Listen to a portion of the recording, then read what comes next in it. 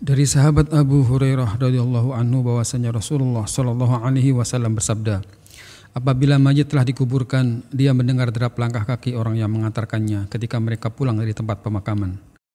Jika dia seorang mukmin, maka ibadah sholat akan berada di kepalanya, ibadah puasa berada di samping kanannya, zakat di sebelah kirinya, sementara seluruh perbuatan baiknya seperti sedekah, silaturahim, amalan yang ma'ruf, dan perlakuan baiknya kepada manusia berada di kedua kakinya. Lantas ia didatangi dari arah kepalanya, sehingga amalan sholat berkata, tidak ada tempat dari arahku untuk mengganggu orang ini. Dia juga didatangi dari sebelah kanan, sehingga amalan puasanya berkata, tidak ada tempat dari arahku untuk mengganggu orang ini. Ia kembali didatangi dari arah kiri, sehingga amalan zakatnya berkata, tidak ada tempat dari arahku untuk mengganggu orang ini. Kemudian dia didatangi dari arah kedua kakinya, sehingga segala perbuatan yang baik berkata, tidak ada tempat dari arahku untuk mengganggu orang ini. Kemudian dikatakan kepadanya, duduklah dengan tenang. Orang mukmin itu duduk dan ia diibaratkan seperti matahari yang tenggelam. Para malaikat bertanya kepadanya, apa yang kamu katakan tentang lelaki yang diutus kepada kalian? Yakni yang dimaksud adalah Nabi Muhammad SAW. Apa yang engkau bersaksikan atasnya? Orang mukmin itu menjawab, berilah aku kesempatan untuk mengerjakan sholat terlebih dahulu. Dikatakan kepadanya, engkau boleh mengerjakannya, tetapi jawablah dahulu pertanyaan yang kami ajukan kepadamu.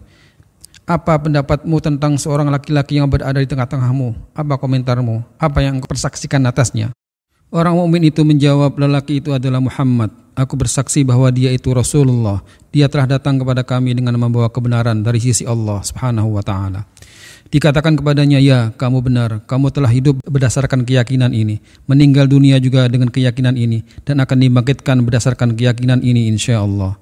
Lantas dibukakan untuknya salah satu dari pintu-pintu surga. Kemudian dikatakan kepadanya, inilah tempat tinggalmu dan segala isinya yang telah dipersiapkan Allah untukmu. Maka dia merasa lebih bahagia dan gembira. Selanjutnya dibukakan untuknya salah satu dari pintu-pintu neraka, sambil dikatakan, inilah tempat tinggalmu dengan segala isinya yang telah dipersiapkan Allah jika kamu berbuat maksiat kepadanya. Dia semakin merasa gembira dan bahagia karena tidak termasuk golongan pelaku maksiat. Kemudian kuburannya dilapangkan sepanjang 70 hasta, diberikan lampu penerang dan jasadnya dikembalikan seperti semula, dan ruhnya diletakkan ke dalam burung yang bertengger di atas pohon dalam surga. Itulah yang dimaksud dengan firman Allah, yuthabbitullahu alladhina amanu bil qawli tsabiti fil hayati dunya wa fil akhirah. Allah meneguhkan iman orang-orang yang beriman dengan al-qaulus tsabit, yakni ucapan yang teguh dalam kehidupan di dunia dan akhirat. Surat Ibrahim ayat 27. Adapun orang kafir, maka ia akan didatangi di kuburnya dari arah kepalanya dan ia tidak menemukan suatu kebaikan apapun yang bisa melindunginya. Kemudian didatangi dari sebelah kanannya dan ia tidak menemukan kebaikan apapun yang bisa melindunginya. Lalu didatangi dari bagian kedua kakinya, ia juga tidak menemukan kebaikan apapun. Lantas dikatakan kepadanya, duduklah. Kemudian ia duduk dengan perasaan takut dan gelisah. Lalu ditanyakan kepadanya, apa yang dulu kamu katakan tentang laki-laki yang berada di tengah-tengah kalian itu, yakni Nabi Muhammad SAW. Tapi dia tidak ingat nama beliau. Maka dikatakan kepadanya, orang tersebut adalah Muhammad. Orang kafir itu menjawab, aku tidak tahu. Memang aku dulu mendengar orang-orang telah mengatakan sesuatu, sehingga aku ikut-ikutan mengatakan apa yang mereka katakan.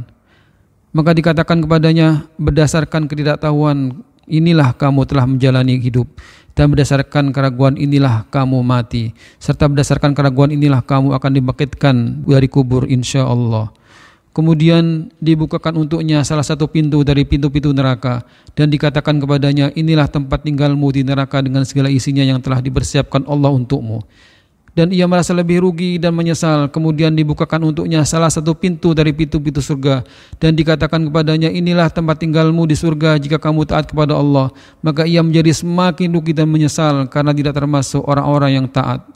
Kemudian disempitkan kuburannya hingga tulang-tulang rusuknya saling bersilangan dan menjadi ringsek. Itulah kehidupan sempit sebagaimana yang dimaksud dalam firman Allah, wa man a'rada an dzikri fa inna lahu ma'isyatan dzanka. Dan barang siapa berpaling dari peringatanku, maka sesungguhnya baginya kehidupan yang sempit. Quran surat Toha ayat 124.